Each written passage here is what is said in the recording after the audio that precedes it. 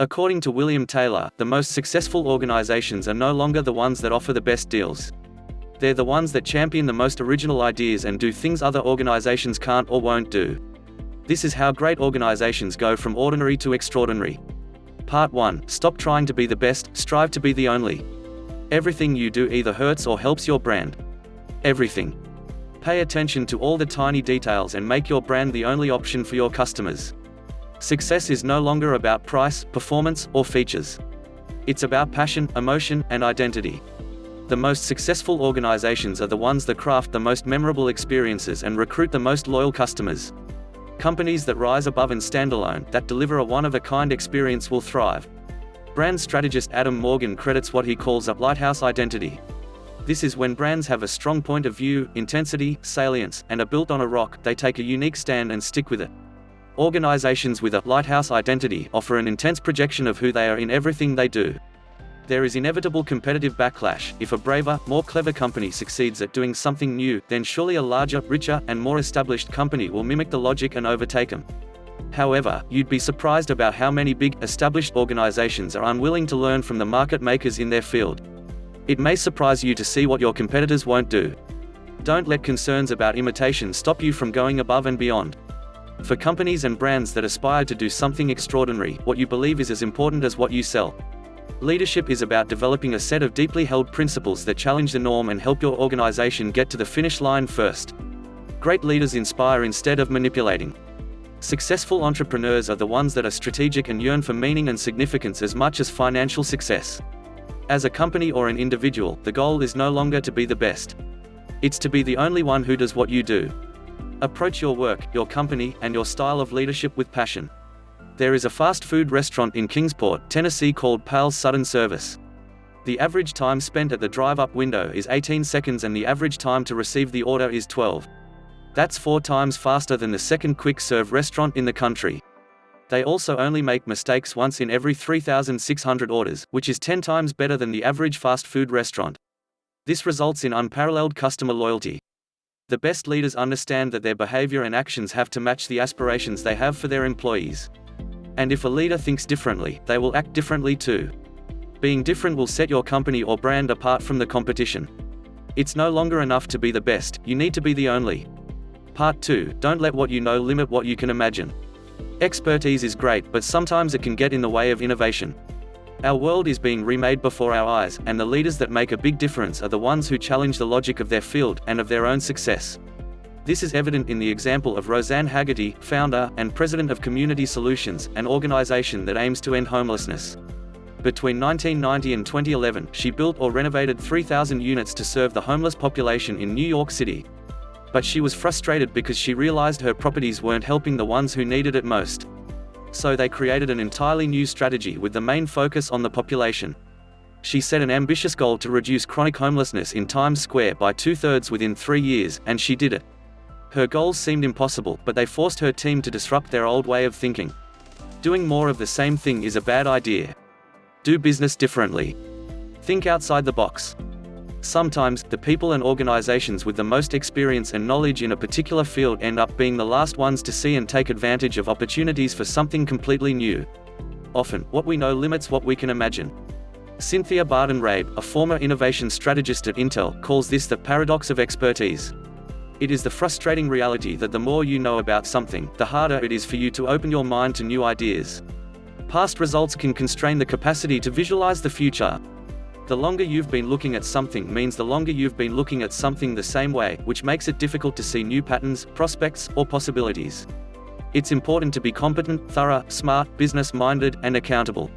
And it's also important to be provocative, challenging, surprising, restless, and imaginative. Double vision is the capacity to act with confidence, even as you are questioning, doubting, and probing our assumptions. Creative people have a combination of playfulness and discipline. The duality is important to success. Making a difference will happen when you don't let what you know limit what you can imagine. John W. Gardner, a Stanford University professor and the Secretary of Health, Education, and Welfare under President Lyndon Johnson, once gave a speech about leadership. He said the best way to be a good leader is to be interested. Everyone wants to be interesting, he said, but the vitalizing thing is to be interested. Keep a sense of curiosity. Discover new things. Part 3. It's just as important to be kind as to be clever. Organizations that perform at a high level for a long time don't just think differently from everyone else, they care more than everyone else. In an era of big ideas and disruptive technology, simple acts of connection and compassion are more important than ever. Much of the business culture is obsessed with big ideas, innovations, and strategies for change.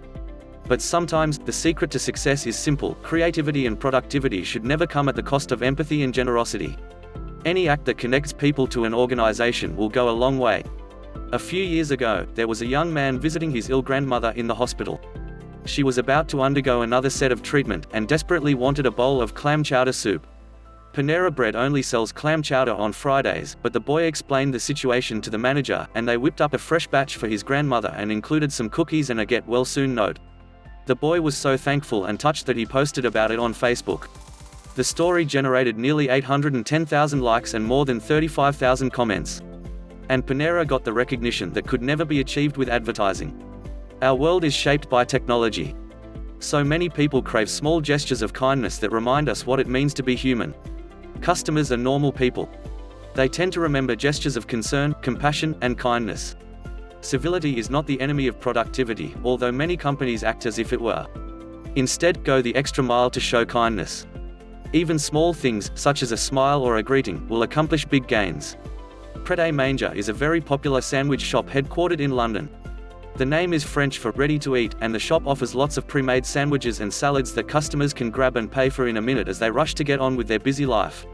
However, even though customers are only in the store for a few moments, those moments are always filled with positive energy and genuine human connection. The company has a rigorous training program to teach employees to treat customers as if they are guests in their own home. They also require employees to give away a certain amount of free products each week. They can choose a person that looks like they're having a bad day, or even someone that they find attractive, and give them a free drink or sandwich. It's a nice, unique way of showing the customers they care about. Yes, the most effective leaders urge their employees to embrace new technology and seek out new ideas. But they also make sure that the drive doesn't come at the expense of the individual. Don't let big aspirations get in the way of the small things that make such a big impression inside and outside of the organization. The little things matter, both in terms of creating more meaningful experiences and building more compelling organizations. The most successful companies care more than everyone else, internally and externally. You can't be exceptional in the marketplace unless you create something exceptional in the workplace. Having a good company culture does three things: it distinguishes you from competitors, it supports the persistence of critical operating values, and it identifies and retains employees who fit the mission. Part 4. The allies you enlist matter more than the power you exert. Organizations that make the most dramatic progress are the ones that invite ordinary people to make extraordinary contributions, and whose leaders are as humble as they are hungry. Making strategy is no longer about filling binders with 5-year plans. It is about enabling serendipity and running with the momentum. Humans learn from other humans, so the more people around us, the more we will learn. That's why the Zappos headquarters is designed in a way that encourages collisions and run-ins among employees. These collisions provide opportunities to meet people, connect people, listen to pitches, learn about trends, learn about anything, create new ideas, and everything in between. In fact, over the past few years, these encounters have turned into a variety of new businesses. One day, the Zappos CEO ran into an aspiring restaurateur at a coffee shop. He helped get her funding for the idea, and soon she opened Eat, one of the busiest restaurants in the area. Eat became so successful that American Express featured it in a TV ad during the 2015 Academy Awards. Organizations with the most impressive results are the ones driven by the most original ideas. But it doesn't matter what an individual comes up with the best ideas. Successful businesses are the ones in which generating and evaluating ideas is everyone's job. That's why it is the leaders with the most allies, not the ones that issue the most commands, that exert the most power.